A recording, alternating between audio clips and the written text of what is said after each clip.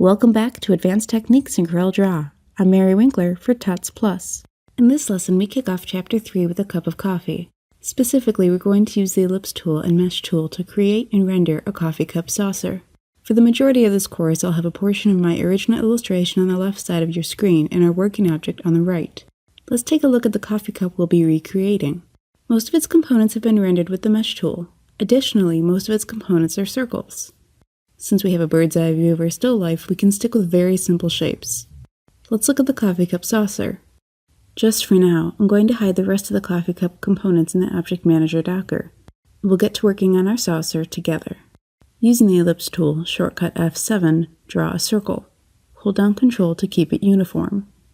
Set the fill color to white and the outline to none. I'm going to zoom in a little bit so we're super focused on the saucer. You're welcome to zoom in more than this since you don't have two objects to show like I do.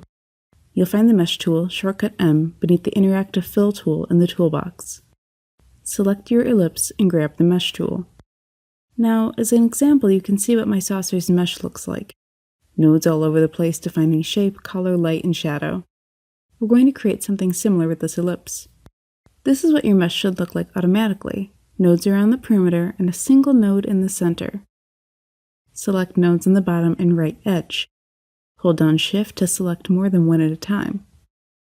In the property bar, use the Mesh Fill Color drop-down menu to choose a shade of light gray.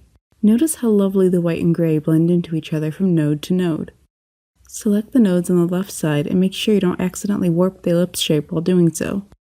Apply a light gray to these nodes too. Double-click an area within your mesh circle to add a node. Add them around the circle. 6 new nodes have been placed in total.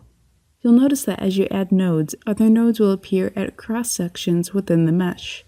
We want to create the rim and lip of the saucer. To do that, the object edge has to be lighter than the immediate inside edge. Make the new nodes a light gray or white and move some of them carefully toward the outer edge. You may need to add additional nodes to create the saucer lip. Think of it as a circle within the main circle. Continue around, and once done with the second layer of nodes, you'll start up on a third, whose color will be like a medium gray. This makes the saucer look indented. Let's slow things down a bit. I'm defining the edge of the saucer with the first inner layer of nodes. I place a couple of nodes and then add a light gray or white to them for the color. If I change nodes to white immediately without adding another line of nodes, the rest of my saucer lightens up. I only want the inner edge to be lighter, so let's add another line of nodes around it, as I mentioned earlier, to make the saucer look like it's indented. For now, I'm keeping the center lighter than the area around it. While most of this will be covered up, it gives me the impression of it being a plate without having to create the next layer of details within the mesh, which would be the indentation where the cup itself sits. Your aim is to add nodes around so what is essentially a rectangular mesh within a circular object appears to be more rounded. We do this by adjusting the colors found at the corners of the mesh. I want to continue the lighter gray or white that shows the saucer's lip so that it forms a soft, subtle circle similar to what my original mesh holds. I'm now adjusting the shape of the mesh but manipulating node positions and node handles within the body of the saucer. I'm going to keep making adjustments and then deselect the object mesh every so often to see how my rendering is going. At this point, it's a bit too dark. I want it to be lighter and a bit more subtle. Keep the center light, the bulk of the circle gray, and make sure the object's edges are darker than the lip of the saucer. The other key is to define the lighting or highlighted area a little bit.